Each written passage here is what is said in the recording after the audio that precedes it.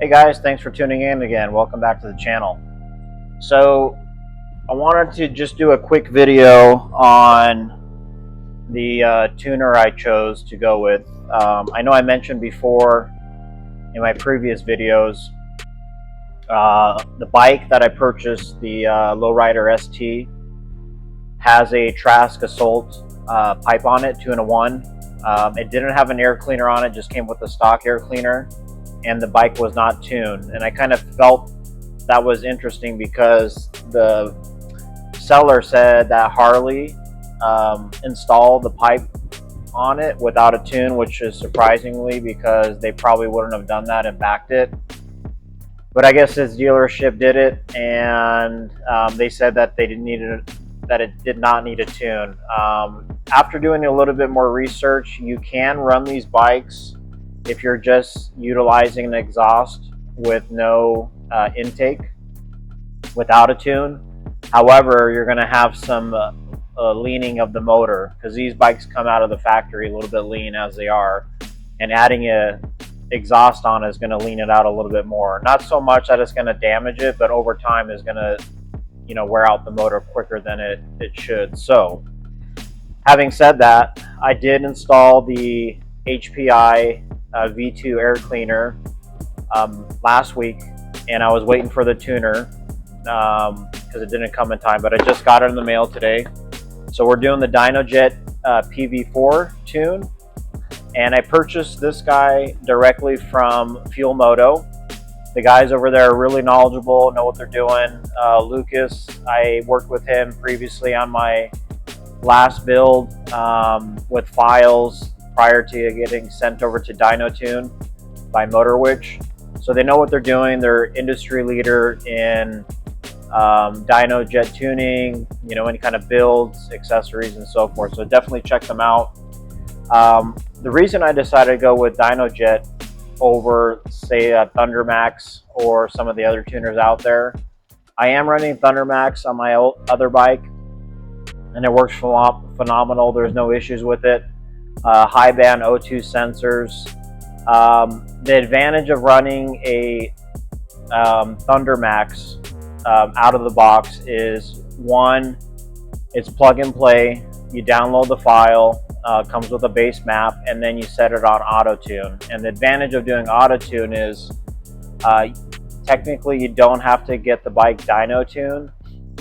However, to get it fine tuned with, you know, maybe you're running a cam, maybe you're running some different you know, lifters or intake springs or heads, you definitely want to have a dyno tuned. I would recommend it just because you can have the dyno person tune it specifically for what you have on the bike. Auto tune is a great alternative because technically you don't need to get a dyno tune because it'll calibrate all the fuel and air ratios appropriately based off what you're running. So, excuse me, my understanding is if you work with Moto, for example, you send them a list of all the modifications they have done to the bike, whether it be exhaust, intake, you know, cams, a head, and then they'll write basically a file around that. They'll send it to you. You'll upload it on your desktop through, and I'm talking about Thundermax right now, for example. You'll utilize Thundermax's software, and then once that's loaded, the bike, you know, after a couple sessions of riding, you'll start, you know, calibrating appropriately for that specific, you know, tune and all the modifications you have, which takes anywhere from, you know, 200 to 500 miles to get it pretty much dialed in. Having said that, that's a nice feature because out of the box is plug and play, set it on auto tune, and you just go riding, right? PV4 did not have auto tune function, so you would receive a base file, right, just based off your specific modifications that you had done to the bike, whether you buy it from Dynojet directly or through Moto or what have you. And then it would just be, you know, set it and forget it. There wouldn't be an availability for adjustments or anything like that. So what I've read recently and what's advertised on the site now is, in fact, that you can run your closed loop O2 sensors that come with the bike directly on auto tune feature, which is nice, right? So you don't necessarily need to upgrade to a high band O2 sensor with these guys anymore. However, I would strongly recommend, even though it does have auto tune function, since this is a closed loop system on the auto tune side, that you have a dyno person actually take a look at the file and make sure that it's running appropriately to your bike. So auto tune is available for these guys now, which is awesome. So I'm going to flash the bike with the map I received from Moto, which is just for the exhaust that I have, the Assualt, along with the HPI Air Cleaner. And then the map that they sent me should be ready to go. I talked to Lucas and he said, you know, just download it, get it on your bike, and then you can set it up on auto tune if you want to make sure that it's, you know, calibrated within a couple percentage points of the air fuel ratio data points. So we'll put that on and then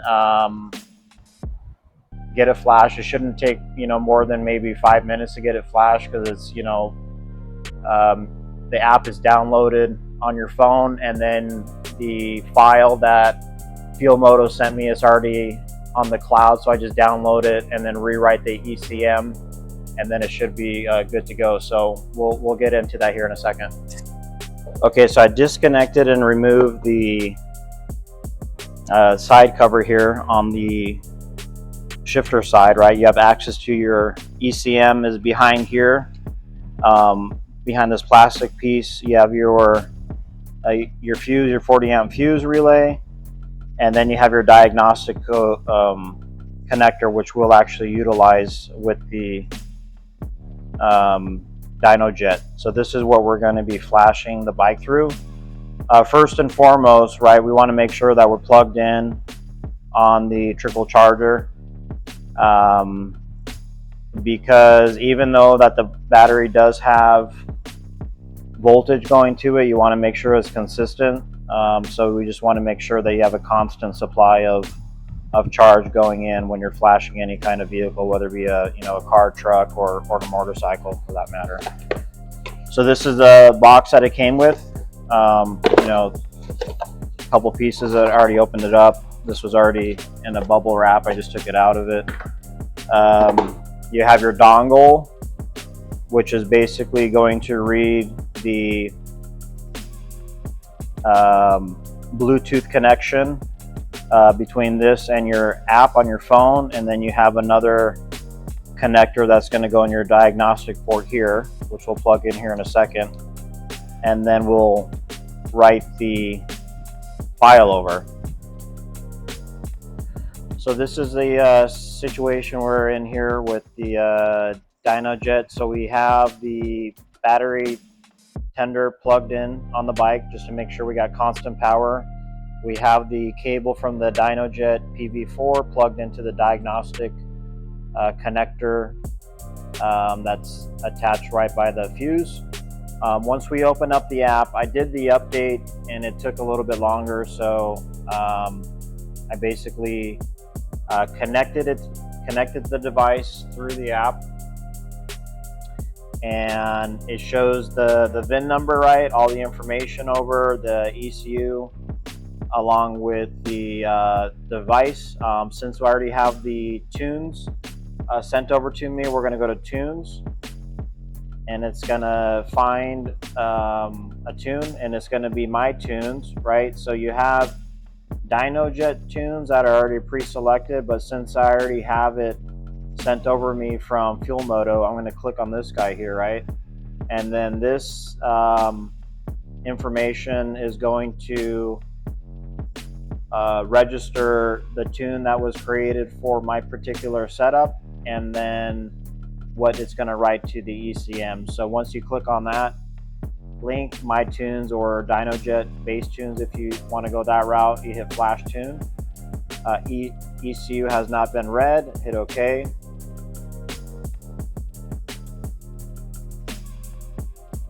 Please read ECU at the least once for this vehicle. Okay, so we're going to go back. Let's see here.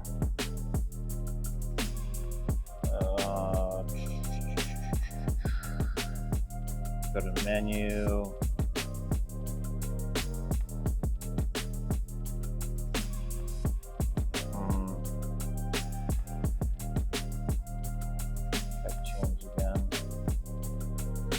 Okay, read ECUs down here. This will read data stored on your ECM. So this is I should have saw that. I forgot to go through the directions again. But once you click on the tunes, read ECU. So it's going to read the current file, which is the OEM factory file that's on the ECM. So in case you need to revert or something happens, you can fall back on the existing file that the bike came with. So we're going to go yes. And this is pretty dummy proof. It steps you right through it, so there's really no way to mess it up, hopefully. All right, sounded like the bike clicked on and off. So it's reading. Upload stock file, tap upload, hit upload. Stock calibration successfully uploaded. Your stock calibration was successfully saved to your Dynojet account. So since I registered the app through the Dynojet account, now I have my file as a backup on the cloud if I need to revert to it, if you need to take your bike to the dealership.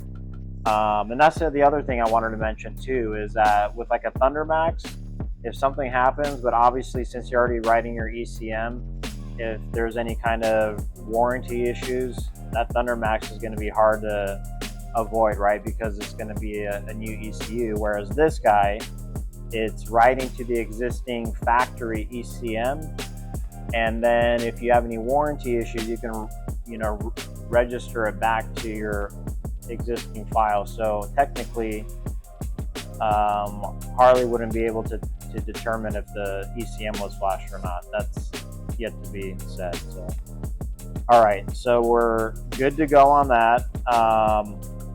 Now I have my stock file on top, and then I have my adjusted tune file on the bottom here. One thing to note too, when you purchase this through Fuel Moto, it's going to ask if your bike has traction control, because the tune is specifically designed around either traction control or without it. So just make sure you select the appropriate selection there. All right, unclaimed device token. Claim device token is what I think I need to do. Hit yes. Battery must be fully charged or connected to charger. So as mentioned before, it reassures that you need to have the battery plugged in. Hit yes. Downloading file.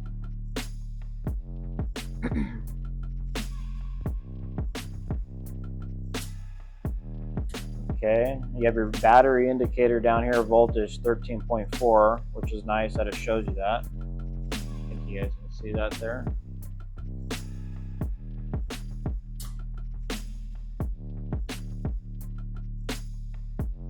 So flashing tune. Obviously it gives you all these warning signs here that in case something were to happen. Okay, it looks like flash complete. All right. Flash completed. Please turn key off for at least 10 seconds to reset ECU. Okay. So we're going to shut it off now.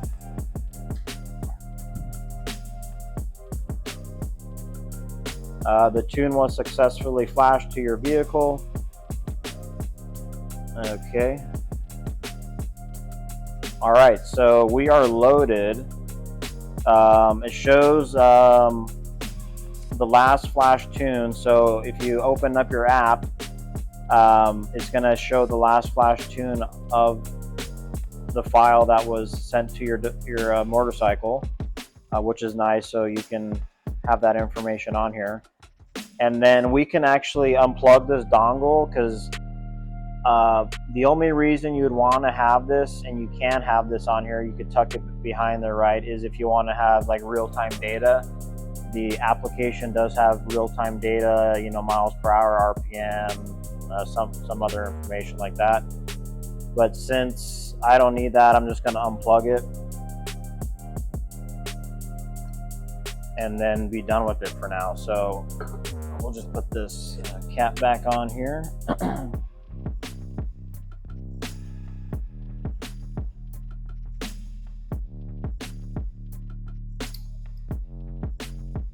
All right, let's see if this thing fires up now.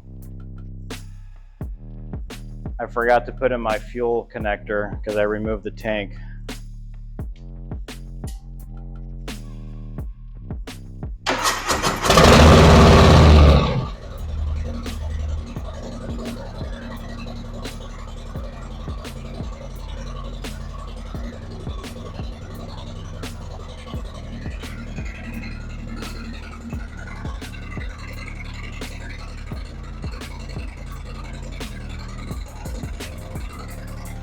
Sounds good.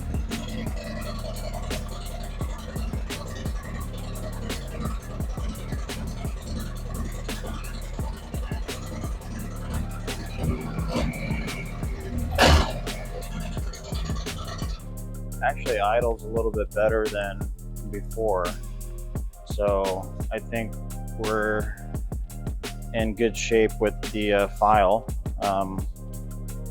Looks like everything's functioning correctly. So that's it. I mean, like I said, it's pretty straightforward process. You just want to, you know, make sure you read the instructions clearly, and that way you won't have any issues, and double check everything, because obviously I didn't check that my fuel connector was not connected to the tank, so that's why I wasn't starting earlier. But she's up and running now. Sounds good a lot. I think the idling sounds better than it did. Sounds a little bit more healthier. But yeah, I think for the pricing, I don't think you can beat it. I think I paid about 400 bucks. I think there was a discount associated with that, but 400 bucks for the file itself. And you know, the ease of it, it's definitely worth it. So let me know what you guys think on the tuner, if you guys are running that, or if you guys are running something else. Want to hear what you guys have for tuning. But yeah, there's a couple different companies out there that are doing tunes for these bikes. Obviously that gives us, you know, the options to choose what we want to do. But yeah, I'm pretty happy with this so far. So hopefully once I start modding the bike, we can start, you know, adjusting things and see how easy it's going to be to make adjustments on the calibration once we get some cams and some big bores kits in this bike. So like that subscribe button. Appreciate you guys following. Thanks for taking the time to, you know, watch another video, and we'll catch you on the next one.